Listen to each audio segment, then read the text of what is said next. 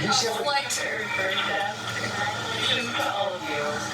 Welcome back to Earth. 35 seconds ahead of schedule.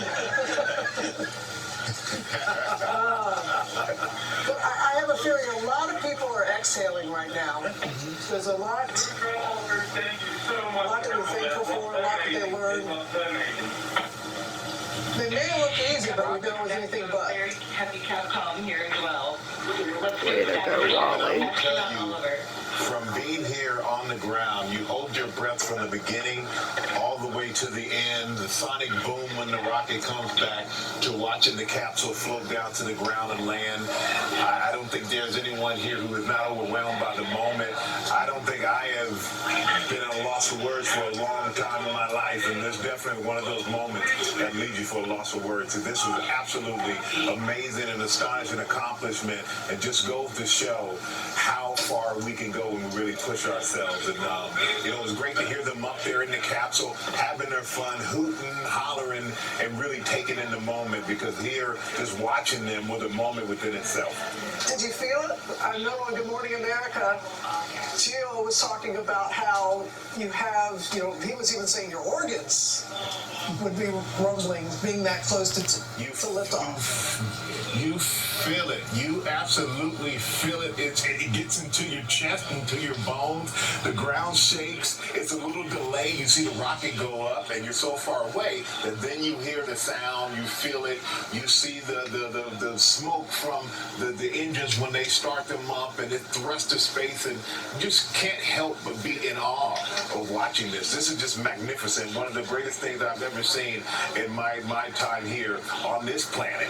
And but I'm so happy that this flight went as smoothly and as perfectly as it did, and I'm so excited to talk to them and hear what they have to say about their experiences as well. We cannot wait for that. Let's give everybody another look at liftoff.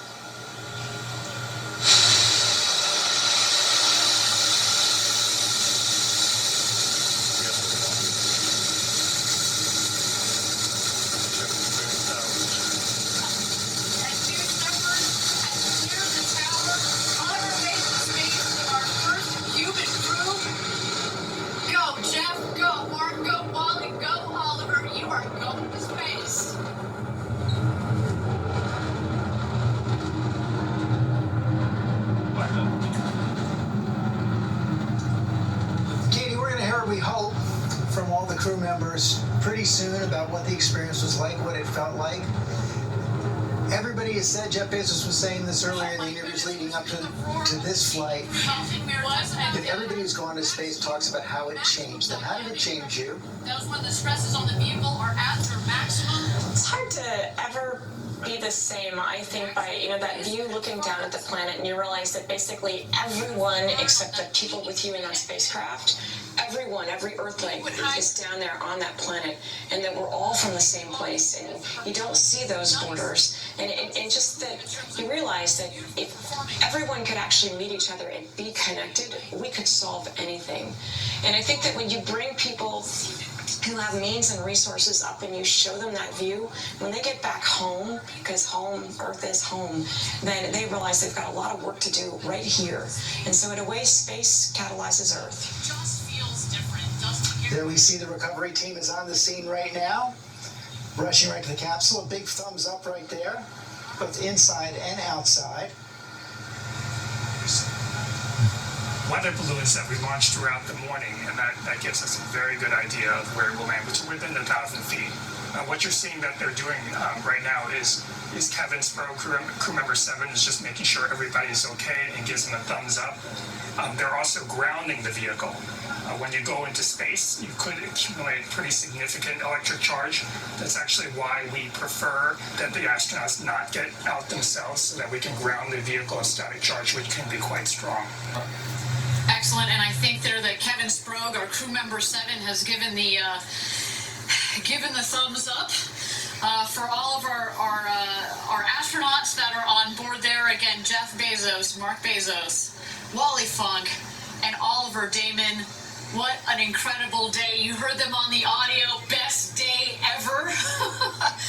I mean, I feel like this is our best day ever, and we didn't even get to go up to space. I mean, what a day. Again, congratulations to the entire Blue team. team, our astronaut crew, and of course the friends and family of these incredible astronauts. They're just about the exit, the capsule here. Let's wait for that moment. There you see Jeff in the window. George, TJ, this is a new generation. We were talking earlier about how when we were kids, how we would watch.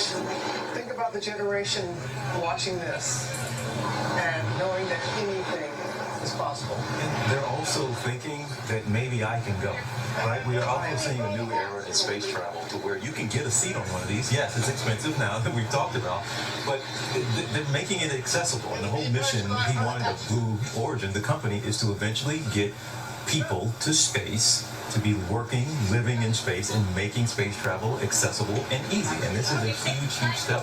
And I swear, guys, it's taken them longer to get them out than it did for the actual trip. But it's amazing that we sat here and watched the entire trip to space that took 11 minutes round trip. Or just under, as you said, George, a little early. That's right. They were a little bit ahead of schedule. Look at that smile on the face of Jeff Bezos. Boy, a dream come true for him, and he had his naysayers. He had people who did not believe in this and did not want this, but he was steadfast. And we've heard from so many on the benefits of this and what it can lead to and what it can mean. I think the first test flight was in October, I think, of 2012. Go ahead. I was gonna say, I think it means so much to have a crew like this where they're so different. Like TJ was talking about, it makes you think, you could go to space, but something I think is really necessary is that we see people that kind of feel like us. And having Oliver on that flight, he's 18. First of all, he's gonna see everything the rest of his life differently, but other kids are gonna realize, in a way that they wouldn't by looking at the rest of that crew, that they could be on that capsule and they better get ready. I think it was something to have the oldest and the youngest together on that mission. Wally is finally an astronaut. I think Wally didn't want to come home. I could hear it. Wally is dropped in. She may have stayed. She's waited an awful long time. I think she would have been a minute. Oh my goodness. You could hear her voice clearly and distinctly, hooping and hollering up there. Oh, wow. My